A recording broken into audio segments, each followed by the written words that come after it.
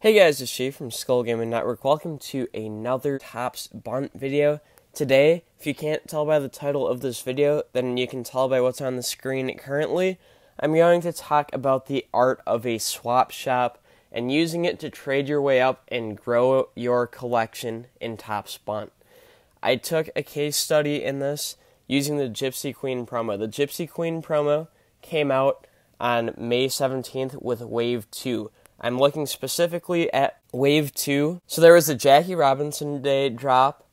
That's Wave 0, so to say. There was Wave 1, and then Wave 2 is now. Now, I started the day it came out with the swap shop, and I've been going up to today, the day this video is being published, May 26th. I've used this post specifically, repeatedly, time after time, for those 9 days, saying Gypsy Queen swap shop, current wave only, take one you need, leave one you don't. Anything extra is appreciated. If your trade gets canceled, I accepted another one. Feel free to resend. I'll accept as many trades as I can. Basically, if anyone wants to leave something extra, which some people will, whether they want to ensure that they get their set done, or whether you help them out and they just appreciate all the help you get from them, or if they realize that they want one of your scoring inserts and they'll give non-scoring inserts because they play contests when maybe you don't, it's a nice little way to pick up extra cards. Now, by not demanding extra, you'll get some straight-up one-for-one trades. You can accept those, you can build up your reputation as a good trader, both through star rankings and through making successful deals with other traders in the community. Because I know that I've done multiple swap shops just throughout the 2019 season, and there's a couple traders who will go to me anytime there is a set that they see I have cards of and start the swap shop operation right as I'm making my first posts on thing. You know, we make our deals. Once they get their sets complete, they tend to be pretty appreciative and leave something extra as they're able to, which is really awesome. But anyways, to start this off, so this was at 6:38 p.m. on the day Gypsy Queen Wave 2 came out, so May 17th. I had, as you can see, 9 cards on the page, plus 2 duplicates. I have 11 cards, plus there's the 2 duplicates. I had 2 more. So I started with 13 Gypsy Queen cards. The ones that say sold out, like the fortune tellers, anything that's sold out is past wave, is not current wave, and will not factor into this experiment for the most part. Why I say for the most part will make sense in a minute or two. But what I'm going to do, I'm going to take a look at the trades I got. Originally, I was going to screen capture and show every single trade I got. That was to my advantage as part of the swap shop. I had so many of them that I started off with most of them, but as I went on, I hand-selected hopefully interesting ones that I didn't necessarily get right away, but I thought were worth showing, to show what you can expect to get, but also some outliers that are really, really awesome, that over the course of time and just making a bunch of trades, you're eventually going to stumble across something similar, more or less. And I'm really just trying to highlight the benefits of a swap shop. So we start with 13 inserts. Then we get our first trade. I'll include the username for the first trade. The other trades I didn't include it on. Nothing personal. I just didn't want to put everyone's name out there. But the fan of the Bears, with the first trade to my benefit, offers me 2 cards for my Marcus Stroman in Evan Longoria and Paul DeJong. When it's 2 for 1, to me, that's an automatic accept. Now, again, I'm starting off with 13 cards. This gets me to 14. At some point towards the end of the set, if you have enough cards to go for the set, it's okay to shut down your swap shop. So this is a 75-card set.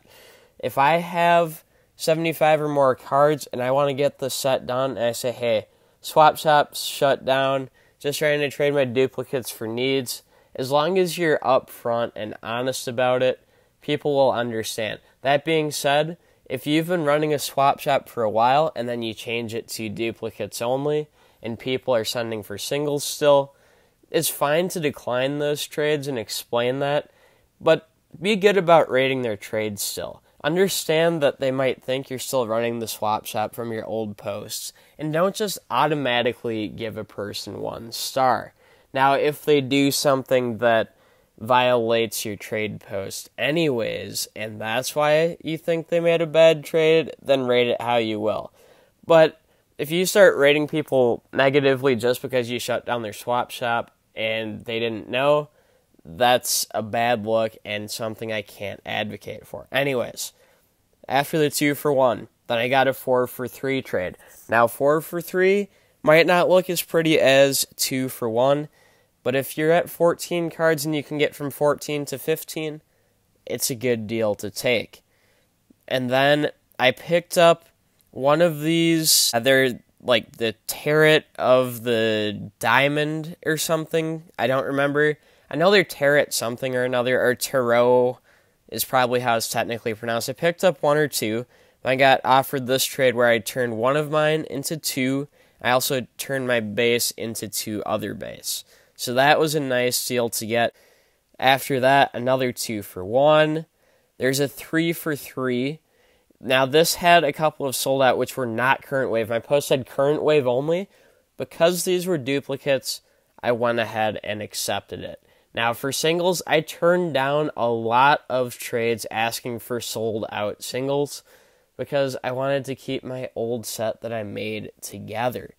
As we keep going, now the next trade I took a sold out card back because I just traded away 2. So I figured it balances itself out. I also got 3 extra blue base cards just for doing the trade. Then I got a 3 for 1, another 2 for 1, another 2 for 1, 1 plus a blue base for 1. So you can kind of see how the trends go. They throw in 1 extra, maybe they throw in some extra base depending on the person you're dealing with. But all these little bits and pieces will add up. Then I had an offer 4 Gypsy Queen base for 3 blues. If you go back a few trades, I got 3 blue base just for doing a 2 for 2 swap. So that 2 for 2 swap became a 6 for 2 swap if you think about it. So that's for getting extra, even if it's not specifically the set you want. Take what you can get and turn it into what you do want. Then another 2 for 1, another 2 for 1, another 2 for 1, a 3 for 2. I think at this point you guys can tell how this goes. And again, I cut out a lot of these 2 for 1s or 3 for 2s or 4 for 3s that you're not even seeing. Then I got a 5 for 4. I traded 2 sold out duplicates, but I also got an extra card, and where it's duplicates, it's easier for me to justify that trade. Then I did a 5 for 3, and I traded a sold-out single. Why did I do this? I didn't actually ever have the base Jackie Robinson Day Gypsy Queen set completed, so I wasn't trading from a completed set. That's something I didn't really tell a lot of people because I didn't like trading sold-out singles, but I got 2 extra cards on top of it, so, I got enough extra where it was easier to accept the trade than to decline it or try to explain why I didn't really like it. Then a 3 for 1, a 9 for 8. Sometimes you'll get people who are trading in bulk, and, to me, when I see those, I try to help out the smaller deals first. Not that I don't want to help the people in bulk, but it feels like, especially when they're sending for almost all singles, that they view you as an easy way to knock out giant chunks of their sets. And while that's something you can do, and certainly when there's extra, it's easy to accept. If they're doing like 9 for 9 and it's all for your singles, I'm not saying don't accept it. I accept those, but I accept them last to try to help out the people who are really close to getting their sets done. Then this, I traded 2 for 2. I got 5 extra wheelbase cards. Then I got 3 for 1 plus a wheelbase card. So I made this into a 5 for 3 plus still 4 extra wheelbase cards. You might just trade the face on the front of some of those cards. Another 9 for 8. Then an 8 for 6. So some bigger trades, but again, You can use your best discretion and accept those as you see fit. Here we trade 3 Terrets for 3 Terrets, and then I get 2 extra base. That's cool. 9 for 4. That one's pretty easy because, again, the proportion significantly outweighs, they're taking 3 of your singles. And I get 3 Terrets plus a base just for 1 Terret that I had. So you can see there's a variety of trades you'll get just over the course of time, depending who you're trading with. But anyways, now we're on the Topps Bunt app, and I want to emphasize I started with 13 base cards and 0 tarot cards. After making trades, currently 9 days into things, awards for the set come out on May 31st, so still 5 days left. Here's what I have. I have 1, 2, 3, 4 tarot cards. Make that 5, 6, 7, 8, 9, 10 through Kershaw, 11 with Arenado, and 12 with, I believe that's Corey Kluber. So 12 tarot cards so far. There's 20 in the set, so I still have work to do. But I went from 0 to 12. Then if we scroll down to find current base, our first current base is Joey Gallo. We also have Trevor Story, Trey Turner, and 3 Derek Rodriguez's. So that's 6. Then we get to our next page of 9. 7 with Segura, 8 with Severino, and 9 with Devers. Then we scroll down. 10 is Chapman, 11 with Andujar, 12 and 13 with Gordon, 14 with Justin Turner. 4 Glasnows gets us to 18. Kershaw's 19. Bauer is 20. D. Gordon gets us to 22. Ohtani gets us to 24. Pujols to 25, and the 5 on the bottom row get us to 30. Then we skip down to Alex Bregman, that's 31. Moncada is 32. Peralta is 33. 2 Francos is 35. 3 on the top row gets us to 38. Then 7 on the new top row gets us to 45. Paxton gets us to 46, Seager to 47. There's 4 on the top that gets us to 51. Andrews and Flaherty get us to 53. Then 6 Rosarios and Abel get us to 60. 2 Stromans and 2 Phams get us to 64. Barrios gets us to 65. Then we skip down a bit. In the top 2 rows, there's 5 more. I believe we were at 65 with Barrios, so that gets us to 70. This new top row now is 10, takes us from 70 to 80. 2 more below that get us to 82, and Orlando Arcia gets us to 83. Tyone gets us to 84. Springer is 85. DeYoung is 86 and 87. Javi Baez is 88. Kenley Jansen is 89. Archie Bradley is 90. Dansby Swanson is 91.